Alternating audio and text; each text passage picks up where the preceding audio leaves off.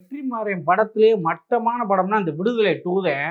காதுக்குள்ள வந்து தோழர் தோழர் தோழர் தோழர்னு ஓடுறாயும் நமக்கு இது கேட்க மாட்டேது. இது மட்டும் தான் கேட்குது. தோழர் தோழர் தோழர்னு கேட்டு நம்மள போய் வச்சு செஞ்சு விடாய்ங்க. வீட்ல ஸ்ட்ரெஸ்ஸு, வெளிய அலுவலகத்துக்கு வந்தா அங்க ஸ்ட்ரெஸ்ஸு, வெளிய போனா ரோட்டுக்கு போனா டிராஃபிக்கு, கடைக்கு போனா அவன் கேட்குற பொருள தர மாட்டேங்கிறான். எல்லா பக்கமும் ஸ்ட்ரெஸ்ஸா இருக்கே, மன அழுத்தமா இருக்கே. படத்துக்கு போவோம் நிம்மதியா படத்த பார்ப்போம்னா பாடமா எடுத்து வச்சிருக்காய்ங்க. உன் புரட்சி பொடலங்காயில யார்றா கேட்டா? எங்களுக்கு வந்து ஏன்டா தாலிய அறுக்குறீங்கன்னு சொல்ற மாரி தான் எங்க படத்த எடுத்து வச்சிருக்காப்புல.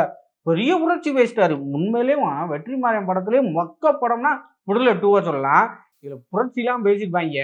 கதாநாயகி முடிய வெட்டியிருக்குமா. முடிய வெட்டிருக்கு. ஏன் முடிய வெட்டியிருக்குன்னு சொல்றாரு. முடிய புடிச்சு அவங்க புருஷன் அடிச்சுட்டானா, என் முடிய புடிச்சனால எனக்கு வந்து கிக் பண்றதுக்கு சான்ஸ் கிடைக்காம போச்சு. அதனால என் முடிய வெட்டிட்டேன் அப்படின்னு சொல்லுது கதாநாயகி. உங்க அக்கா மக்கா. அப்படின்னா நீ முடிய வெட்டியிருக்க கூடாது. வந்து மொட்டையில அடிச்சிருக்கனா, பாப் கட்டிங் ஸ்டைலா பண்ணிட்டு, அதுக்கு காரணத்த சொல்லுது. என் புருஷன் என் முடிய புடிச்சு அடிச்சியா? அப்ப அதனால வந்து நான் வெட்டிட்டேன்னு.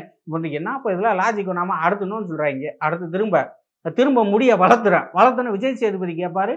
வந்து என்ன இப்போ முடிய வளர்த்துட்ட? அப்படின்னு கேட்டோனே, இல்ல இப்ப எனக்கு நல்ல புருஷன் கிடைச்சுட்டாங்க. அதனால முடிய வளர்த்துட்டேன்னு. அடா உக்காமக்கா அப்படின்னா முடி வச்சிருக்க ஊரே நல்ல புருஷன் வச்சிருக்காங்க. முடி கம்மியா வச்சுக்கலாம், கெட்ட புருஷன் மோசமான புருஷன் வச்சிருக்கீங்களா? என்னடா அது டயலாகு? அது மட்டும் இல்ல, இது எதுக்கு இந்த டயலாக் வச்சாங்கன்னா, ஊர் பய பொண்டாட்டிக்கு பூரா பொம்பளைகளுக்கு பூரா முடி வெட்டி விடுவாய்ங்க. இந்த கம்யூனிஸ்ட்காரனும், திமுககாரனும். ஆனா தான் பொண்டாட்டிக்கு மட்டும் வெட்ட மாட்டாய்ங்க. அதத்தையும் இந்த படத்துல வச்சிருக்காய்ங்க. கேட்டுருவாங்களே, ஊர்ல இருக்க பொண்டாட்டிக்கு பூரா முடிய வெட்டி விட்டு, தான் பொண்டாட்டிக்கு முடிய வைக்கிற மாதிரி வந்து பிரியாவை மஞ்சு வாரியர் முடிய வெட்டாம விஜய் சேதுபதி பொண்டாட்டியை எடுத்துட்டாங்களே, சீனை எடுத்தாச்சே என்ன செய்யறது? அப்புறம் முடிய வெட்டிட்டு மறுபடியும் சீனை கொண்டு வான்னு படம் எடுத்து வச்சிருப்பாங்க போல. நம்ம தாலியா இருக்கிறாங்க. கதாநாயகி அந்த படத்துக்கு தேவையில்லாத சீனு. அதனை வலுக்கட்டாயம் அந்த முடிக்காக வந்து வச்சிருக்காங்க. அடுத்து இன்னொரு இதுல அறிவுரை சொல்றாங்க. சர்க்கரை இருக்கு. அந்த சர்க்கரை வந்து கரும்பா விளையுது. அதை கம்பெனில கொடுக்குறான். கம்பெனில கொடுத்து சீனியா வருது. இதுக்கு ஆகிற செலவு ரூ. 1. ஆனா இதுல உழைப்பாளி பங்குதான் அதிகம். உழைப்பாளிக்கு இவ்வளவு கொடுக்குறீங்க.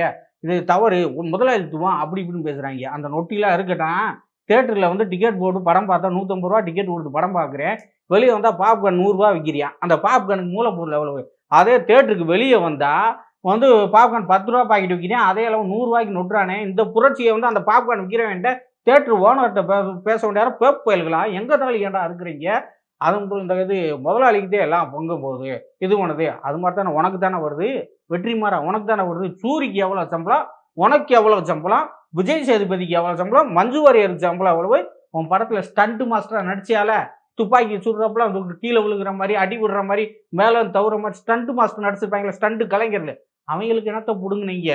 லைட் மேன் இது பண்றியால, நீ இருட்டில் எடுக்கிற கூட பகல் கணக்க காட்டுறீங்க லைட் மேனு. அவனுக்கு என்னத்த புடுங்குனீங்க? அவனுக்கு வந்து ஈக்குவல் சம்பளமா தரீங்க. சோறு போடுறீங்களா? அங்க ஷூட்டிங் ஸ்பாட்ல ஈக்குவலா வந்து அசிஸ்டன்ட் டைரக்டருக்கு சோறு போடுறியா? கரெக்டா? அசிஸ்டன்ட் டைரக்டர் சம்பளம் அவ்வளவு டயலாக சொல்லி கொடுக்கறது அவன் தானே. கதாநாயகனுக்கு, கதாநாயகிக்கு, காமெடியனுக்கு, வில்லனுக்கு எல்லாருக்கும் வந்து டயலாக் சொல்லித்தர அசிஸ்டன்ட் டைரக்டர். அவனுக்கு உரிய சம்பளம் கொடுக்குறீங்களா? எல்லா மயிரும் செஞ்சு விட்டு கடைசியில புரட்சி போராளி இதெல்லாம் ஏன்டா? ஏன் முதல் வந்து உங்க ஃபீல்டுல கரெக்டா இருக்கணும். அதை விட்டு போட்டு நமக்கு பாடம் எடுக்கிறாங்க. இதை ஒன்று சொல்றாங்க. இப்போ வந்து அப்படியும் கம்யூனிஸ்ட்காரன் கூட அர்ப்பணிப்பானவன், அவன் தன்னலமற்றவன், எல்லாம் அது வந்து எதுவுமே வேணான்னு சொல்றவன், அவன் அந்த நாட்டுக்காக வாழ்றவன் அப்படி மாதிரி படம் எடுத்து வச்சு பொண்டாட்டி மட்டும் வச்சிருக்கியான். பொண்டாட்டி வச்சிருக்க சரி ஓகே. அது ஏன்டா வச்சிருக்க? அப்படி அவ்வளோ அர்ப்பணிப்பா இருக்கவே ஆர்எஸ்எஸ்காரன் இருக்கியான். கல்யாணம் முடிக்காம பிரச்சாரக்க இது பண்றானே அப்படின்னு கேட்டுருவாங்கன்னு அதுக்காகவே பொண்டாட்டி கண்டிப்பா வேணும். அப்போதே வந்து 2 பேர் போராடலாம் புது தத்துவத்தை சொல்றாங்க. இது என்னடா இது சொல்லிடுவாங்களாம். மோடிலாம் வந்து கல்யாணம் முடிக்காம தானே இருக்காரு. அவர் புரட்சியா இருக்கா? அந்த மாதிரி கம்யூனிஸ்ட்காரங்க யாராவது இருக்காங்களான்னு கேட்டுருவாங்கன்னு கல்யாணம் முடிச்சாதான் கரெக்டான புரட்சியாளர் புது உருட்டை உருட்டுறாங்க. இதுல வந்து பெரிய காமெடி என்னன்னா, விஜய் சேதுபதியும் மஞ்சு வாரியரும் கல்யாணம் முடிக்கிற மாதிரி ஒரு சீன் வரும்.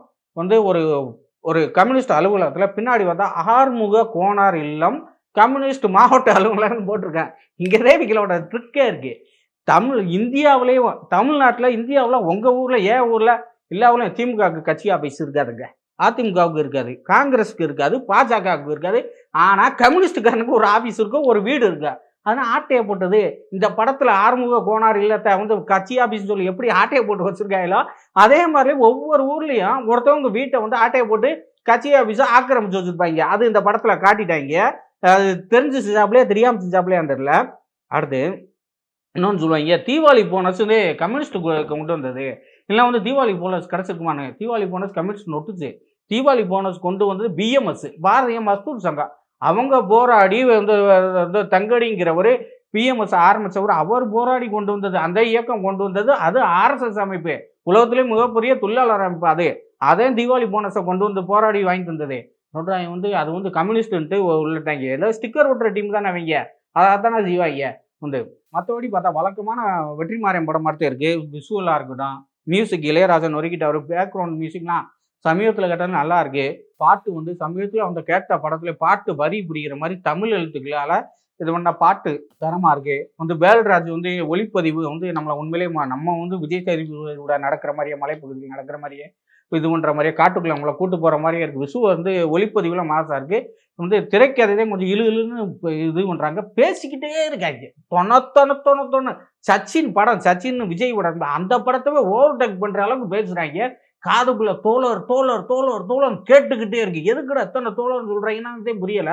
அந்த அளவுக்கு மட்டமா எடுத்து வச்சிருக்காங்க. இன்னொன்னு சொன்னோம்னா, இந்த படத்துல வந்து இது பண்ற நியாயப்படுத்துறாய்ங்க. ஒரு ட்ரெயின் தண்டவாளத்துல குண்டு வச்சுட்டு, அது கவுந்து செய்து பல பேர் செத்துறாய்ங்க. இது மாரி உண்மதான். அந்த தமிழரசுங்கிறவன்லாம் அதான் செஞ்சான். அவன் வந்து பொன்பரப்பில போய் பேங்க்க கொள்ளையடிச்சான். அதுக்கு பொதுமக்களே அடிச்சு கொன்னாங்க கம்யூனிஸ்ட்காரன. ஆனா இவங்க அத எப்படி சொல்றாங்கன்னா, இவருக்கு வந்து குண்டு வெடிச்சு ட்ரெயின் வராம வெறும் தண்டவாளத்த இடிச்சுட்டு அத விழிப்புணர்வுக்காக இருந்தாங்க. விழிப்புணர்வுக்காக ஒட்டுனேன். விழிப்புணர்வுன்னா தண்டவாளத்துல படுத்திருக்கணும். கருணாநிதி ஐயா படுத்த மாரி டயலாக் வச்சிருக்கீங்கல்ல, தண்டவாளத்துல படுத்தனால தான் படிப்பு வந்துச்சு. அந்த மாரி நீங்க படுத்து இருக்க மாரி சீன் வச்சிருக்கணும். அத விட்டு தண்டவாளத்த கவுத்துறாங்களாம். அது வந்து பொதுமக்கள் தேவையில்லாம செத்துட்டாங்க. இதே லேசா படத்துல அதே மாரி தான் மாதவன் வந்து குண்டு எறிவாப்புல அது பக்கத்துல இருக்க ஸ்கூல் வண்டியில விழுந்துரும். வில்லே வண்டியில விழுகுறதுக்கு பதிலா. அந்த சீன இம்ப்ரெஸ் ஆகி இந்த சீன வச்சாங்களான்னு தெரியல. இதெல்லாம் வந்து உலக உருட்டுறா. அது மாரி வெடிகுண்டு வைக்கிறதெல்லாம் வந்து கடைசியில வந்து எதுவும் ஆகாது. கவர்மெண்ட் ஏதாவது சொல்லிருமா? வன்முறைய தூண்டுறியா? அப்படி இப்படின்னு சொன்னோனே, வன்முறை தீர்வாகாது அப்படின்னு பேச்சுக்கு வந்து ஒப்புக்க சொல்லியிருக்காய்ங்க. ஃபுல் அண்ட் ஃபுல் வந்து இதாத்தையும் சொல்லியிருக்கேன். வந்து படம் பெரியது. நமக்கு அறிவுரை சொல்லியே கொல்றாய்ங்க. நிம்மதியா இருக்கட்டும், சந்தோஷமா இருக்கும் படத்துக்கு போனா நமக்கு அறுத்து கொன்னுட்டாய்ங்க. தமிழே போற்றி.